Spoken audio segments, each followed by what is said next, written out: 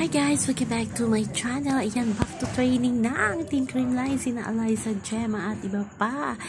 Matapos ang mahaba-habang bakasyon sa ibang bansa. Alam naman natin, mga 3 bansa or 4 na bansa ata ang pinuntahan ng Team Creamline. Pero back to reality na ang Team Creamline. Agad-agad na sumabak sa training at si Eliza naman ay agad sumabak sa kanyang mga endorsement. Alam naman natin na marami talagang endorsement itong si Eliza Valdez. So, nag-prepare na ang Team Creamline para sa nalalapit na naman na pag-open ng PVL, ang reinforcement. Kaya abangan natin yan.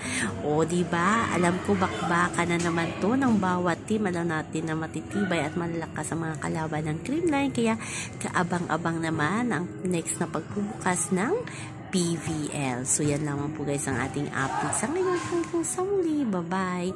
Always remember, wag po tayo magpaka-stress. Please like, share, subscribe my channel para ma-update kayo sa mga bago kong upload.